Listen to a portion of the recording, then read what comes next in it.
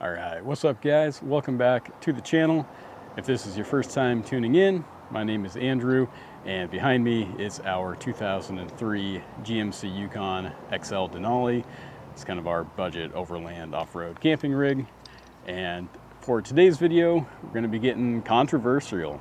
Today, we're talking about wheel spacers. Let's get into it. And so I guess first off, we're not going to really just be talking about them. The decision has already been made to put them on the rig, and I've got some reasons why that we'll go over here today on the vehicle for you.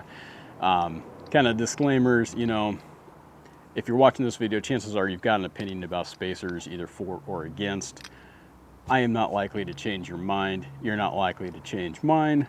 So let's just kind of keep it to, if you're going to do a spacer, stick with a quality product, good materials, hub-centric is key, and make sure you install it correctly.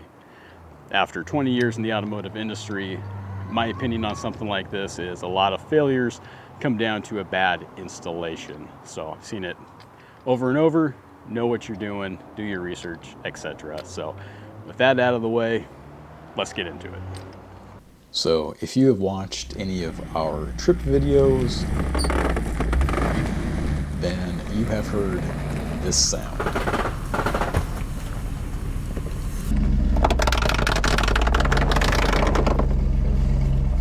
So that sound is the rear tires rubbing on the inner fender liners when they're at full compression, so whichever side is up.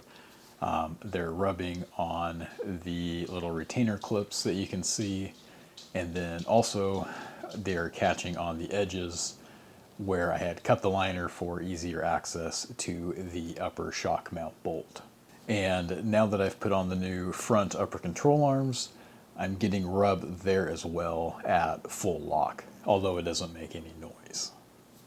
The tires are stock size Patagonia MTs. Still a 265 7017, and yes, they still rub this much. All right, so now that I've showed you a couple of the reasons why the rubbing that we're getting and everything, that's why we're putting them on. And that said, I do intend this to be kind of a stopgap solution. Hopefully next spring, early summer, we'll be getting a new set of real wheels and tires that will take care of the offset issues, along with some 33s. So that's the long-term plan. As much as I don't have a problem with spacers, I do consider them, in this case, to be a temporary solution. So keep that in mind before you flame me in the comments. But while we're here, let's take a quicker look at the whole hub-centric thing. I know I talked about it, but what we've got here, this is the actual hub that the brake rotor rides on, this lip.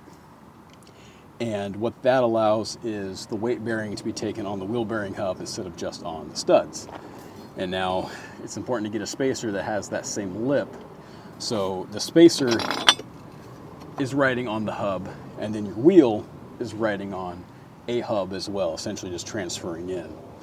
Anyway, just a quick visual. Let's get into putting it on, and then we'll get into some before and after shots of what the thing looks like, and we'll check clearances as well. All right, so I did go ahead and also do just a very light application of the Loctite that they provide in the kit, which is a red equivalent.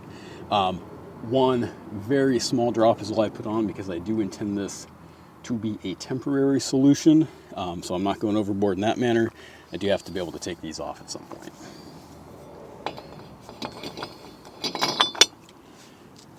And the torque spec, they actually provide a spec for the spacer based on the lug stud size. And in this case, this is a 14 millimeter, and they recommend 85 to 95 foot-pounds for the lug nuts holding the spacer to the vehicle. Your wheels, you will torque to the original specification, which on these trucks, if I'm not mistaken, right now is about 135.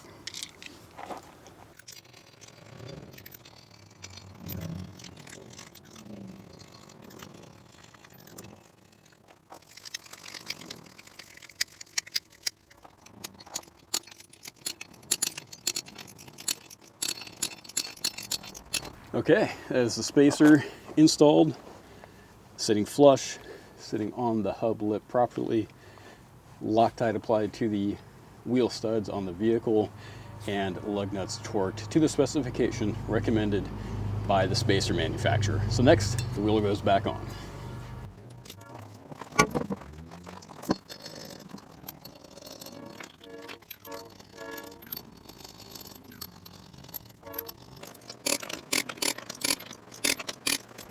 All right, so that's the process for one. I'm gonna go do that 3 more times, and then we'll do some before and afters.